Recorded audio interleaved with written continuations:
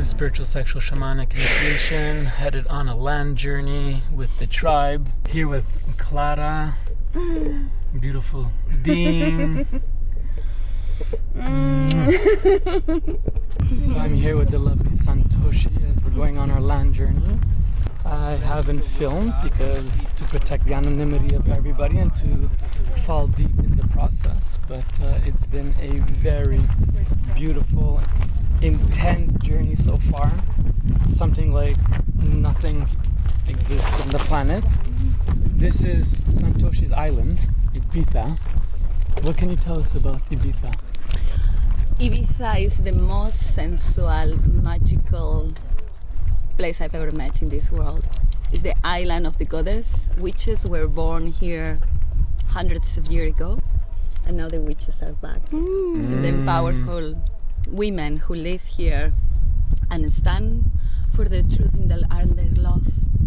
So we really welcome you to come and visit the magic of this island. In the ISTA tribe, we make sure we take care of everybody. So Kamala's having a bit of a knee issue.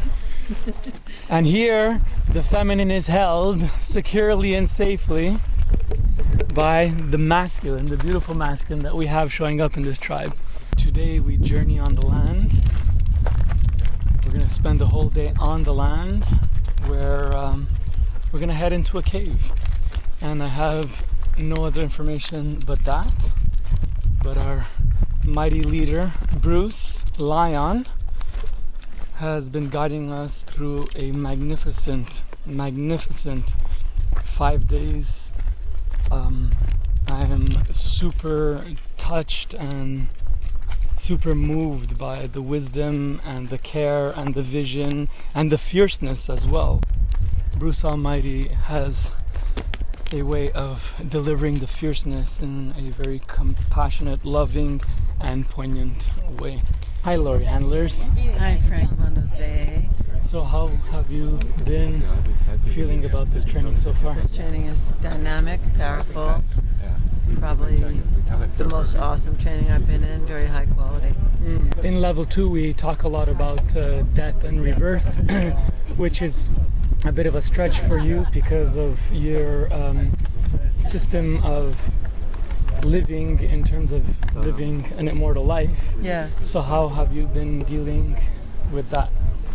Kind of sometimes a little challenging, but a lot of times not, because really what it's about is death to the ego, death to everything I'm attached to, whether it's my romance or my choice about my sexuality and how that's going to be, how I choose to play it out, or really my ego, my thoughts and my thought forms and everything that I identify with as my identity.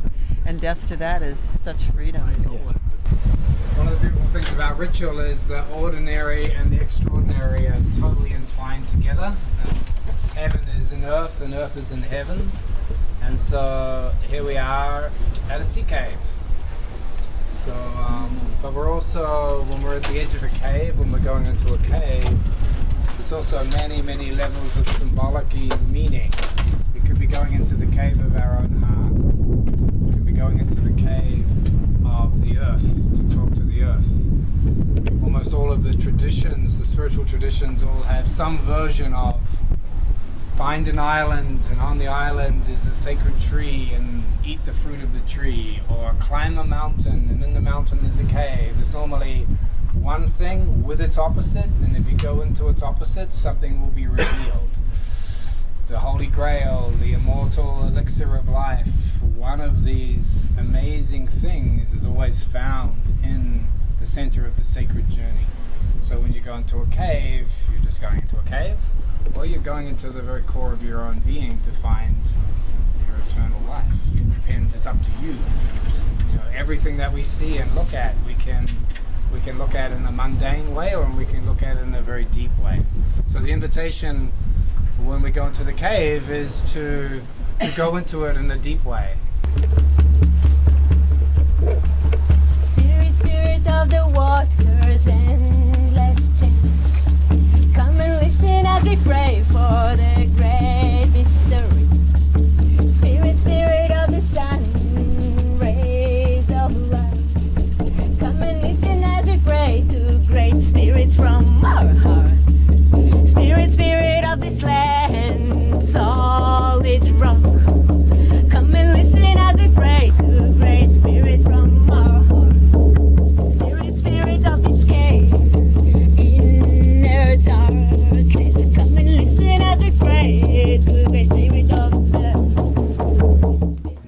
we've come back to where consciousness came from, coming into a cave. It's part of a journey. We're making a journey not just in matter but also in time. This kind of idea we have of our primitive ancestry, we want to go back into cave time. We want to go back to that time when the first caveman opened up under the stars and beauty started to arrive, and this sense of the soul of what's flowered now over millions of years of human civilization, when that first spark started to flower, and cave painting happened, and all of those pieces that have now developed into human civilization.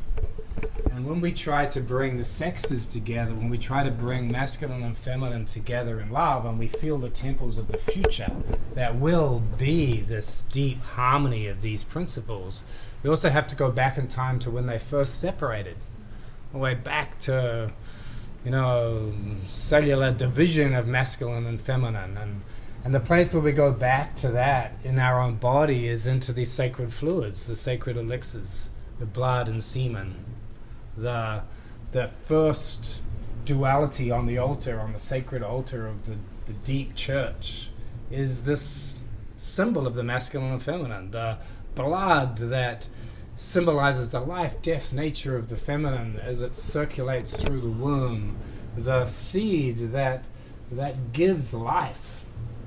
So these primal masculine and feminine energies, when we go back into our own body, we're also going back down into the cave of our animal, where it understands the sacrament of sex. So when we go into a cave, we're not just going into a space, we're also going in time. We're back to the origins. Back to the origins of our species, back to the origins of life itself.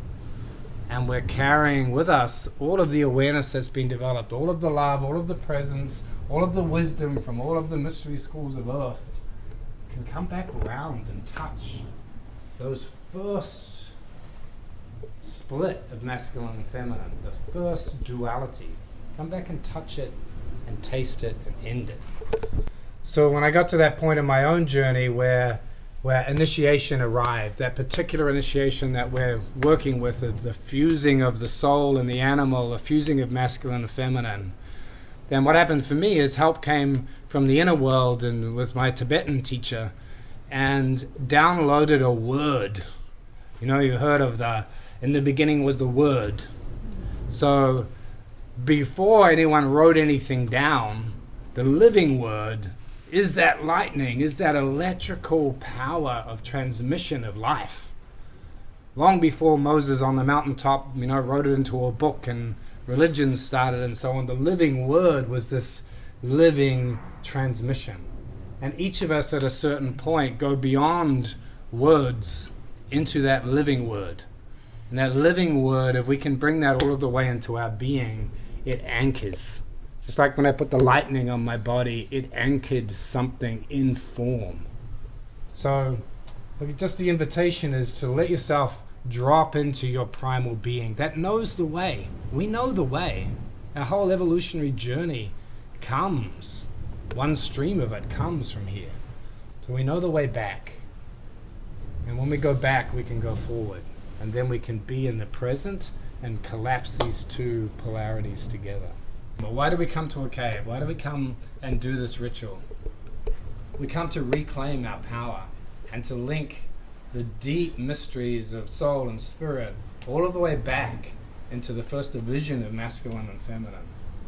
And we do that through the telling of our body that we understand its journey. And we understand the need for that journey, and we understand the long evolutionary journey that our bodies have been on, and we're here with them 100% as souls.